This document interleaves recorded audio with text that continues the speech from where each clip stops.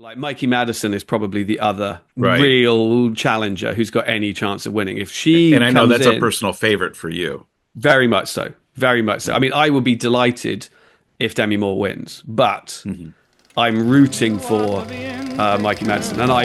You're wonderful to see. You ought to be in pictures. Oh, what a hit. You So, would Steve, be. the Oscar nominations are out, and I think there are a few surprises, a few snubs as Yeah, always. yeah, I saw that. There was some missing films that I thought were going to be there, and some surprise insertions. What immediately struck you, James? I think the big surprise in sort of Best Picture is the inclusion of "I'm Still Here," the Mm. Brazilian movie. I mean, it's obviously got a bump because the lead actress Fernando Torres won the Golden Globe for Okay. Best Actress in a I, Drama. I wasn't familiar with that. That was the only film when I saw the list. I thought, what is that film? I had to look it up on Mm. Wikipedia. I didn't know what it was. I thought, I've seen nearly every one of these films. I haven't seen that one. I hadn't even heard of it. And suddenly it's on the Best Picture nomination list. Yeah, I mean it's a good movie. I have seen it because it's Brazil's entry for Best International Feature and it's which has been nominated as well. But then she featured in the Golden Globes nominations for Best Mhm. Actress in a Drama and she won.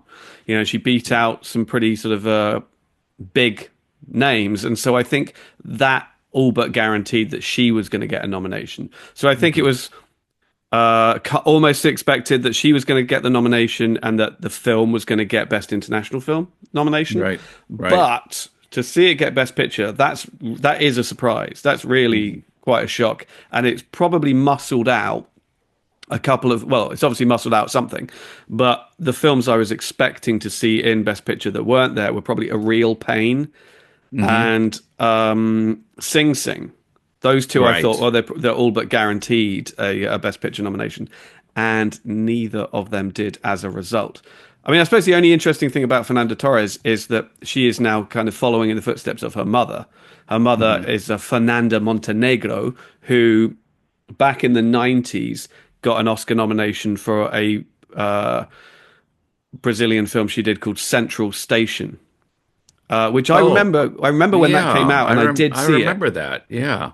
I did see it at the time, and it was quite surprised that she got in and she got nominated in the likes of 96, Hmm. 97, no, sorry, 98 it was. Um, and she didn't win, obviously, but the fact that she got there at all was quite something and pretty cool to see that, here we are, sort of 30 odd years later, and her daughter has accomplished exactly the same thing. I was Thought. just like, already there are some people saying, don't count her out when it comes to Hmm. actually winning. It all depends how strong Demi Moore's charge through award season is Right, now. right. I mean, she's got the Golden Globe, and that's really the only big one that's been announced so far. So Hmm. if she is able to win all of those, if she gets SAG, if she gets BAFTA, if she gets Critics' Choice, then sure, come Oscar night, Demi Moore's going to win.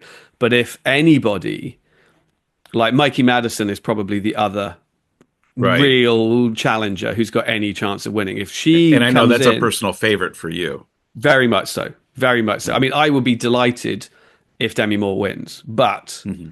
I'm rooting for Mikey Madison, and I mean, the results aren't out yet, but I voted for Mikey Madison in Critics' Choice. So, Right. but if Mikey Madison wins Critics' Choice, let's say, then that is going to make the whole playing field really interesting, I think, going forward. And I think there is a narrative where Fernando Torres can kind of come in. So I think it remains to be seen. We're still early, but I think it's going to be between those three. I think the other nominees in that category don't really have a look in.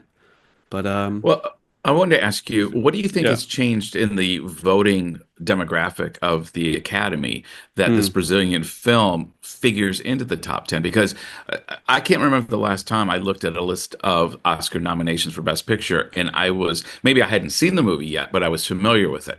I can't remember the last time I saw a list. I thought, I don't know what that movie is. Okay, that's interesting. I mean, the short answer is that they have made a very conscious effort over the past of let's be generous and say decade to make the membership into the academy more international and more diverse.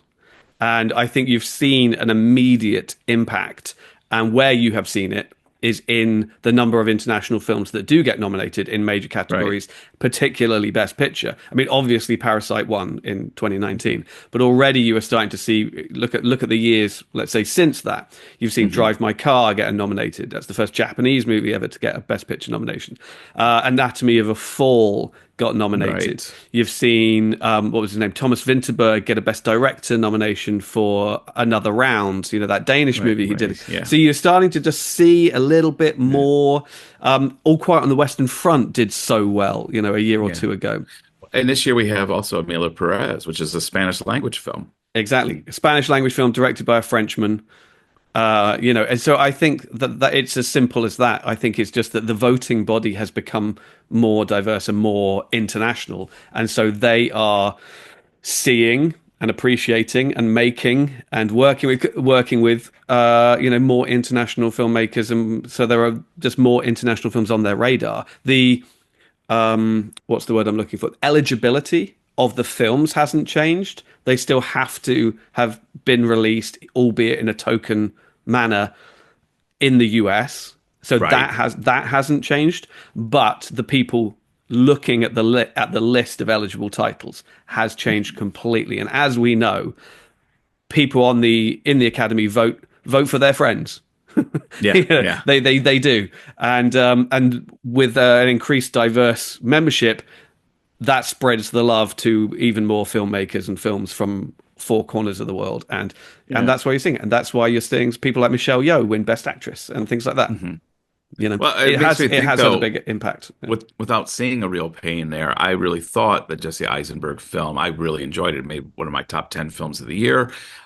Kieran Culkin is enjoying a renaissance. I thought this was a done deal. Maybe not Best Picture, it won't make, but I thought for sure it'd be a nomination. And I was surprised to not see that film there. Yeah, that's the one I'm surprised isn't there. I think if there is another film that has kind of snuck in, it's Nickel Boys, which I thought was a shoe-in earlier on in the season, but then it doesn't seem to have landed, doesn't seem to have resonated as strongly as I thought it was going to. Because for me, that had like sort Yeah. of Oscar movie written all over it. But Yeah, I saw it and it was enjoyable, but didn't make my top 10. It being there is, I would have put a real pain there instead of Nickel Boys. right, right. I mean, yeah, personally, I'm fine seeing Nickel Boys there. I mean, I'm fine seeing I'm Still Here there. You know, I saw it, I liked it. It's a really strong Yeah. sort of character-based drama. It's just a surprise. It's as simple as that. You know, I am surprised that many people saw it, and but again, it speaks to the diversity of the membership and the fact that people are making the effort and watching the film. I mean, what might well have happened is people hadn't seen it until she won the Golden Globe a couple of weeks ago. And then Yeah. people are like, oh, yeah, I have the screener for that in my inbox. I'll watch it. And they're like, wow, yeah, this is really good. Because it is. It's a great movie, great story, all about a man who is disappeared by the Brazilian government in the 1970s, along with hundreds, if not Right. thousands of others. And his wife, mother of five, steps up and mounts the charge to track him down and find his body and all the rest of it. So it's a really powerful, true story. And well, you know, Interesting enough, Emila Perez kind of touches on that as well. It's Mexico instead of Brazil, but it's the whole, one of the issues is these people just disappear. These kids disappear. That just political enemies are not even tried. It makes you understand why habeas corpus in countries ruled by rule of law, produce the body, is such a big thing. Is because historically, how autocratic governments work is they don't try people and find them guilty. They just disappear. And I do enjoy seeing these kind of issues highlighted in films. without a doubt. And I think it speaks again to the same thing, to the membership and to the recognition of the dare I say power that they wield, or the opportunity that they have to throw a spotlight on these issues. That when there is a film that tackles something like that, that they have the means to elevate it into the conversation. Emilla Perez is a great example of that, because it's about so many things. It's about trans people. It's about Mexico. It's about the political situation. You can say it's about immigration as well. On top of all of those other things, and they have made history. Because what's her name, Carla Sofia Gascon, Hmm. got the nomination for Best Actress, which wasn't a surprise. I think people sort of Hmm. predicted it was going to happen, but that makes Right. her the first trans actress, or the first openly trans actress ever to receive a nomination at the Oscars. And so there you Hmm. go. There's history in the making Yeah. right there. Yeah. And that's actually a very strong category. Cynthia Erivo, Carla Sofia Gascon, Mikey Madsen, Demi Moore, Fernando Torres. Yeah, if Demi Moore doesn't sweep, Hmm. if she slips anywhere now going forward, it's going to make the whole thing really, really interesting. I think if she wins Right. the next one or two, then you're like, okay, Oscar night's hers.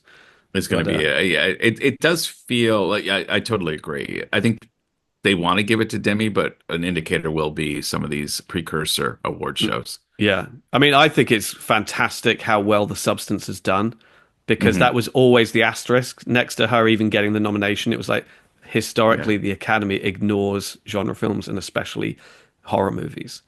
Yeah. But to see The Substance get 5 nominations, to get Best Picture, but also, better than that, to get Best Director for Carly Faja and Best Yeah. Screenplay and Yeah. Best Actress, it's like this is looking really good for Demi Moore.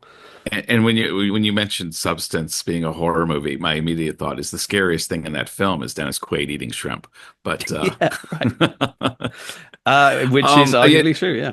I wanted to ask you about. I know you're a huge Dune fan. I'm more of a David Lynch Dune Yeah. fan, but Denis Villeneuve, he didn't get a nomination again, and I Again, thought, they at least would give the guy a nomination. I mean, to take on that film and do it as well as he did, to at least honor him to a degree, and it just seems to be no love for that guy in that film.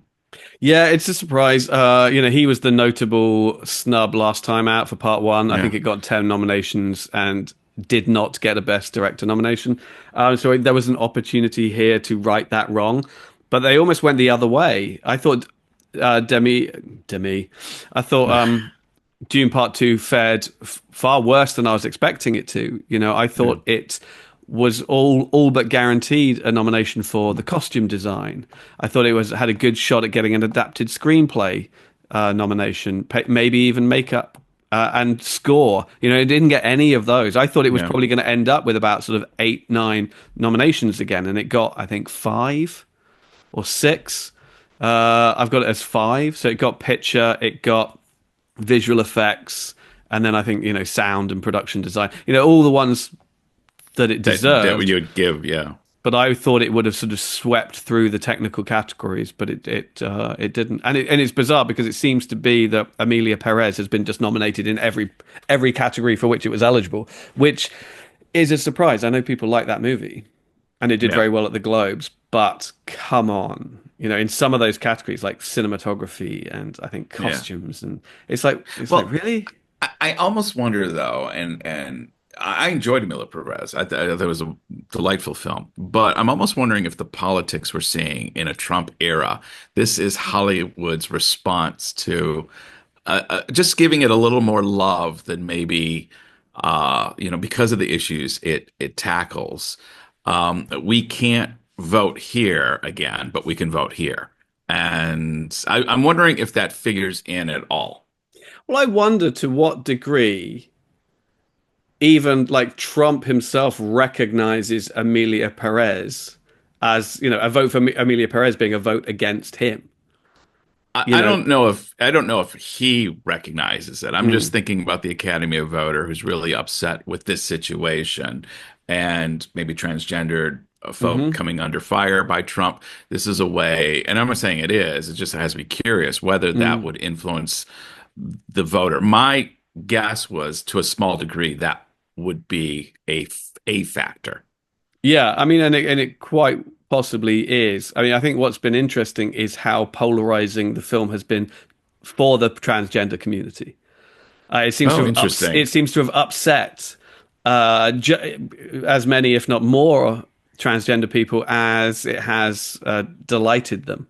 Yeah, Because yeah, it's there have been lots of comments that they've found the representation crude and clumsy and ironically kind of binary in a way in how it's portrayed. The fact that his decision, it could be argued that his decision to have a gender reassignment surgery was for the wrong reasons.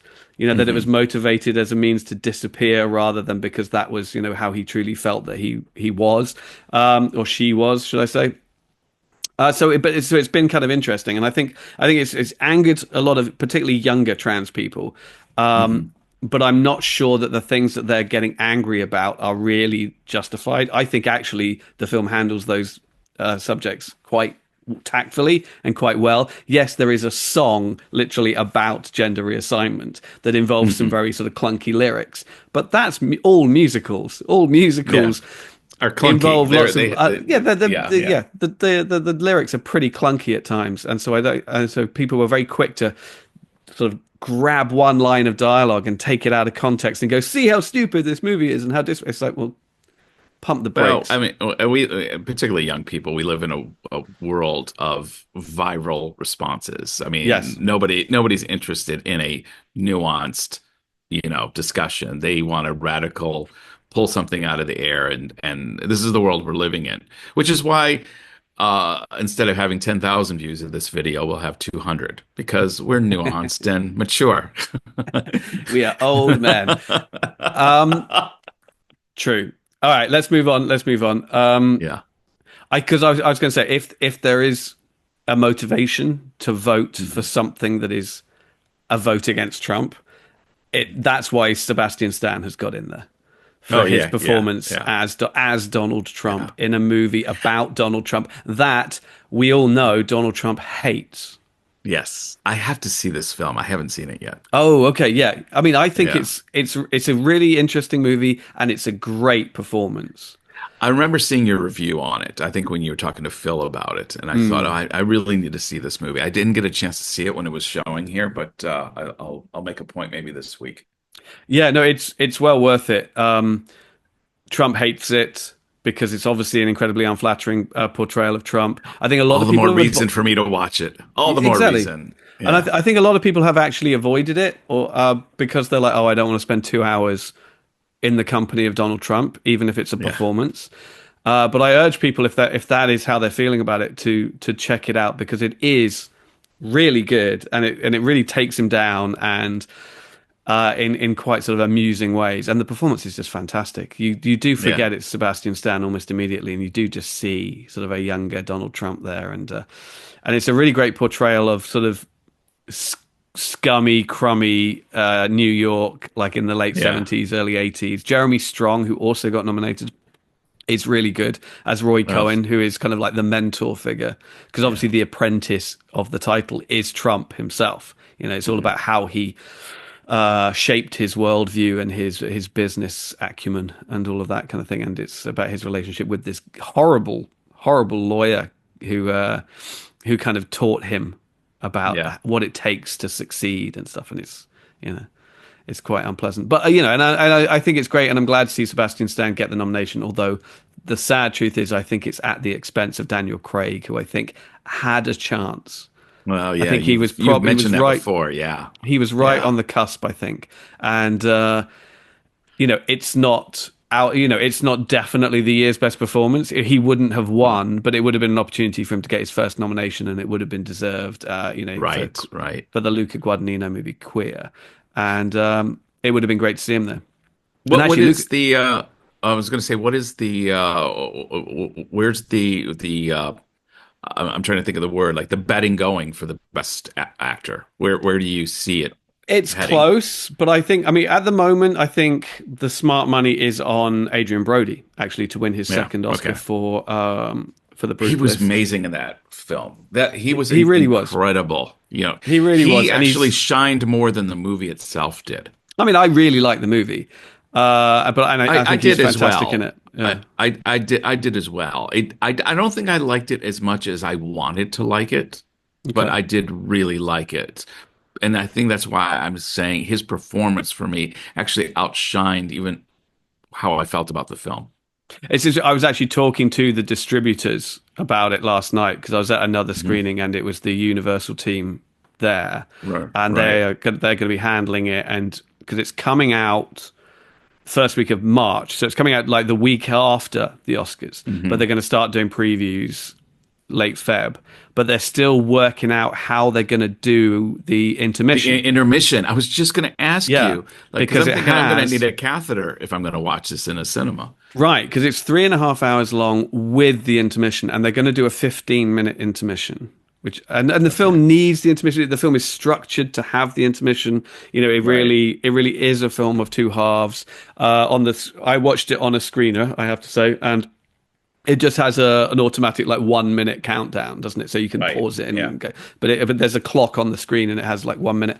And I believe in actual screenings it's going to be 15 minutes. And they're just like, how do we do this logistically with the working in partnership with the cinemas to essentially allow the entire audience to leave and come back in again? So you're going to have to almost like check all the tickets all over again, or keep an area cordoned off where they can get to the bathrooms and back, but you can't let anybody else in. So I think that's the things that they're having to negotiate with the cinemas right now, and obviously the fact that you're going to have to take up 2 complete screening time slots in order to show the whole film. You're going to have to really treat it like 2 screenings. Yeah, and that's going to be makes tricky. you wonder what are they going to charge you then to see the film? It's going to wouldn't be at all surprised. $200. I wouldn't be at all surprised if that's what they do. I mean, if they charge like a sort of IMAX priced ticket. Yeah, because that was the other thing I asked them. I was like, "Are you going to put it on any of the IMAX screens?" Because obviously in Hong Kong we don't have any 70mm projectors or anything like that, so there's no chance of seeing it on film in 70mm, which is a shame. But the next best thing, because it is all shot in kind of like Academy ratio as well, isn't it? Right. Would be to put it up on an IMAX screen. And they're like, yes, we are talking about that. We're trying to get that as well. It's just whether they'll be available. Because I think around that time, Captain America will still be out. And that might well be on all of the IMAX screens. So we'll see. But it was interesting talking to them last night. And that, there's no definitive answers except that, yes, it's coming out. But it's how wide. And I would definitely go see it again in the cinema. I mean, I'm tempted to even watch it again. And so I want to be familiar with the film already when I get the opportunity to see it on the big screen, so that I'm not being distracted by having to follow the story, if that makes sense, and I can just really appreciate the presentation of it and the projection of it and all of that kind of thing. It's like going to see a Shakespeare play. You know how this is going to go, but what is interesting is how you what you take from it. Because you don't have to figure things out. It's already exactly there. that. I mean, just a couple of days ago, I went and saw the new 4K remaster of Seven in IMAX. Yeah. Oh, I was so jealous when you posted on that. I would love to see that on the big screen. It's such a disturbing film. Such a disturbing film. And I thought it was just a one. I thought it was just a one-off. No. It's out this week. I mean, it won't be around for long because of Chinese New Year next week. Come like the 28th, like next Chinese Tuesday. My little background here. It's very nice.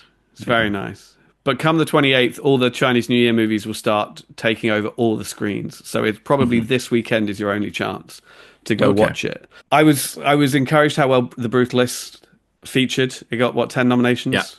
And and everybody that kind of could have got nominated did. Guy Pearce got his first ever Oscar nomination, so that's cool. Good for him. I thought he played a brilliant role. I mean, just exceedingly creepy, but it was good to see his nomination. I've always seen him as a very underappreciated actor.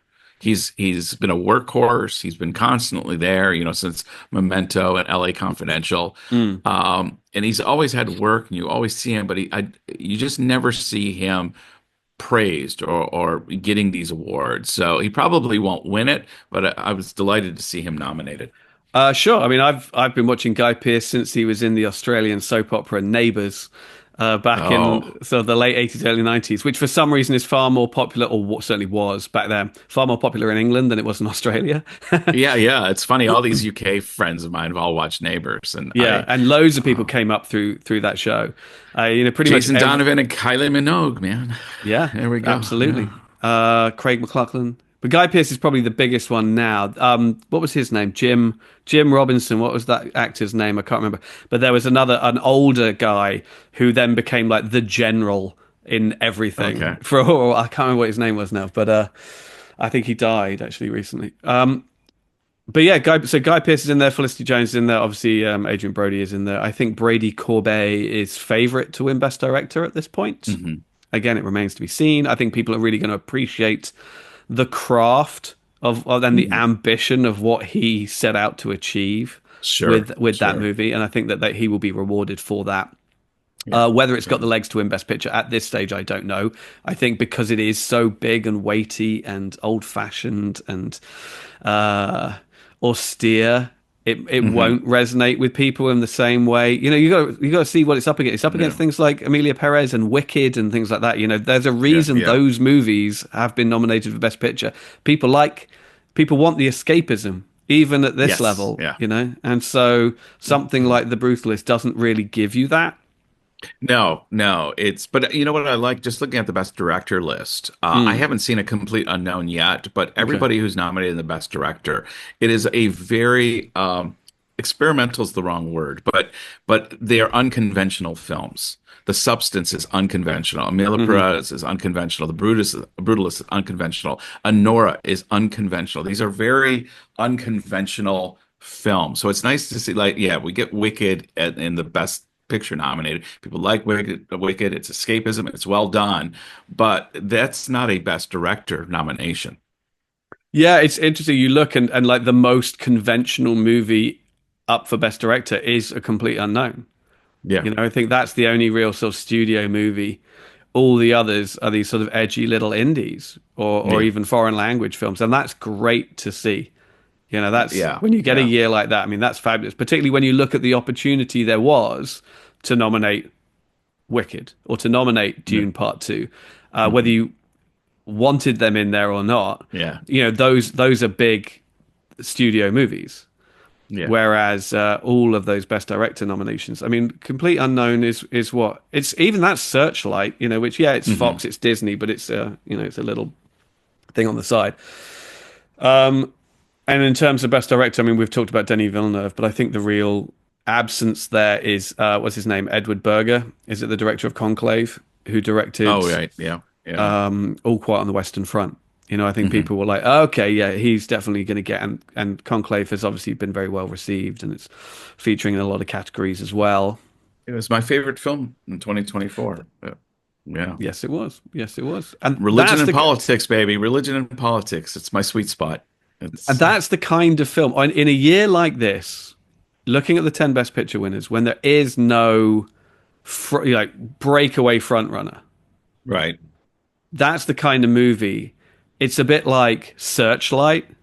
Spotlight. Sorry, not Searchlight. That's Spotlight. the Yeah, studio. yeah. Spotlight, where it was probably everybody's second or third favorite movie, Right, but because right. everybody had a different first favorite movie, Spotlight rose to the top, and it won Yeah, that kind of what's it called? It's yeah. When it's the voting is preferential yes, ballot. Yeah. yeah. Um, and you might see that here. And I think if there's a movie that benefits from that this year, it's going to be Conclave. It's interesting. A Real Pain really didn't get any love until you get to screenplay, original screenplay. Yeah, it only got those two. It got original screenplay and supporting actor, Oh, it did get and supporting actor. I it missed did, that. it did, and I think he's favourite to Yeah. win it. But Oh, yeah, yeah. Kieran Culkin did it. I missed that. yeah, oh yeah, and I think he's probably going to win. I mean, original screenplay is a strong field. I mean, obviously, Anora is great. I think this is probably where Anora has the real opportunity to win something. Okay. I love it. It's my favorite film of the year, but it's not going to win Best Picture. No, I no, don't it's see that not. happening. No, But no, it's not. here is an opportunity to actually give it something.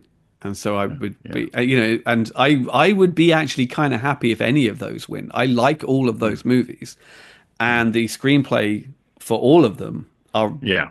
is really good. It's arguably one of its strongest elements. So that's going to be really, really tough. I mean, the fact that Coralie Faja is now a two-time Oscar nominee, that's Mhm. superb. Screenplay and Yeah. director. It's like Yeah. good for you because she's great. Let me just ask, James, is there anything else as we wrap this up, looking at this year's Oscar nominations that strikes you, something that a snub or something that just jumps out at you that you weren't expecting? Well, something I'm very, very happy to see is Box Diaries, featuring in the best documentary feature Oh, section. I haven't seen. I'm Because unfamiliar. the Enlighten me. What is that? Okay, so this is a Japanese language documentary directed and about Shiori Ito, who is a young female Japanese journalist who was attacked and raped by a senior journalist in, I think, 2015. Oh, He is one of the goodness. nation's most well-respected journalists with very, very strong, very powerful ties to Shinzo Abe and the head of the police and all this kind of stuff. And he essentially kind of squashed any investigation immediately, and so she had to kind of like go out on her own, call a press conference, and state her case publicly, and in the Hmm. process became kind of like the face of the Me Too movement in Japan. And she made a documentary about it, and Hmm. this is the documentary. And it premiered at Sundance last year. It played in Hong Kong in March, which is where I saw it, and I actually got the opportunity to sit down and interview her. And she's fantastic. She's great. She's very cool, and has managed to kind of come through this in quite spectacular fashion, without kind of sensationalizing her story or anything, but really Sure. kind of just throwing a spotlight on it. And then I saw her again in Busan and actually got to kind of hang out. So, we kind of know each other, which is kind of nice. And to see her now as an Oscar nominee, for this movie that she's made is fantastic news. And obviously rooting for her there. The only other category I think would be worth talking about is international feature film, because we do like to make Oh, sure that yes, we've of course. covered all of Yes. those every year. And Yeah, now yeah. we have five locked in, and I think there's one I haven't seen yet. I haven't seen The Girl with the Needle, the Okay, Danish film, but I've heard I, very good things. yeah, I haven't seen that, or I've seen Emilla Perez and The Seat of the Sacred Fig. Seat of the Sacred Fig also figured in my top 10 last year. And mine as well. Yeah, it's a great movie. So, Yeah, my heart would be kind of rooting for it, but I don't think it's going to win. I think it's going to right. be between Emilia Perez and I'm Still Here. Yeah, Before the nominations came out, I would have said Emilia Perez has got that locked down. But now there's so much love, it seems, for I'm Still Here. And I think that this category is probably its best chance of winning something, unless Best Actress gets destabilized, like we talked about. right, right. But I think we should make an effort to kind of cover all of these Yeah. ahead of time, or even just make sure we've seen them all but beforehand. Hmm. Uh, I mean, Flow is this Latvian animation with no dialogue in it that's also in Best Animated Feature Film, and I think it's the favorite in Best Animated Feature. It wasn't my favorite. I thought it was all right, Yeah. about a cat in a kind of dystopian sort of flooded Oh, best society. animated though has some. I liked Wild Robot.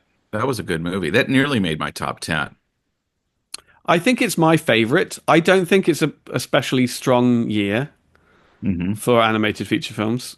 I haven't No. seen Memoir of a Snail yet, but I've seen all the others. Like, I'm a huge Wallace and Gromit fan, and I was actually quite disappointed by the new one. Okay. Inside Out 2 was fine. Flow is fine. The Wild Robot is probably my favorite of those, but I didn't Yeah. love it. Yeah. So, Yeah. Just noticing too, Nosferatu didn't get any love. It got best cinematography, but other than that, there's just not a lot of love for that film. And I thought that would have figured a little higher.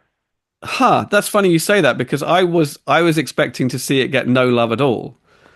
Oh, And then it got like kind of four nominations, like cinematography and was it costumes or makeup or something yeah. like that. So I actually was quite encouraged Okay. to see it in there. Okay. Yeah, I think it's production because I haven't seen design. it. I haven't seen it yet. Obviously, it's not here in Hong Oh, Kong, and I, okay. and I haven't been able to. But so many people that I know have been talking about it, either loving it or hating it. Mostly loving it, though. There's a lot of love among friends I know that love film in the States and just enjoying it. So I really thought it was going to have a little bit more presence in the Oh, interesting. nominations, I but mean, it did surprisingly well at the box office over Christmas in the US. mhm. I think it really overperformed. I don't think anybody was Yeah. expecting it to do that well. And it made like over $100 million, I think, at the box office. Oh, good vampire film, man. Yeah, yeah, it is. I mean, we're getting it early February, I want to say here. Mhm. Um, But yeah, I just thought no, that's the kind of thing that's just going to slip straight under the radar. But it did Yeah. pick up 4 nominations, so I was kind of Yeah. encouraged by that. The only other one that I think has overperformed is a complete unknown, the Bob Dylan thing. I think the Yeah. performances in that movie are really good, and it's great to see everybody recognized, even Monica Barbera, who Yeah. I think is brilliant as Joan Baez. But I don't think the film's that good. I think it's a Okay. very kind of just pedestrian, Yeah. conventional music biopic, which is not really my genre anyway. It's fine, Yeah. but Yeah. Yeah. I'm with you. It's not my favorite genre. I'm looking forward to seeing this just because I heard the performances are so good. But mm, I'm with you. There's very few like musical biopics. Having said that, though, I mean, hmm I know you hate it. Bohemian Rhapsody is like one I of my hate it. favorites. So It's such a I terrible know you film. hate it. You hate it. Yeah, it's So rubbish. yeah. Yeah, we should probably wrap this up. On that Yeah, note, yeah, yeah. We could talk about this all day, but we won't. We'll keep tabs on it as it unfolds. But yeah, for now, I think it's a pretty interesting crop. And what I like about it is that there are no clear front runners, really. No one's running yeah, away with it already. Nothing is set in stone. And we've got, what, about a month, over a month to go. yeah, yeah. Well, you can find James and I on Instagram and Blue Sky. So look for us there. I'm under Stephen Hackman. James, what is your handle again? Yeah, Blue Sky is the best place to find me. I am at Marshy00, Marshy00. Please hit me up there and tell me why I'm wrong. All right, guys. You Let us ought know. to be in Until next episode. Bye bye. Bye. You're wonderful to see. You ought to be in pictures. Oh, what a hit you would be.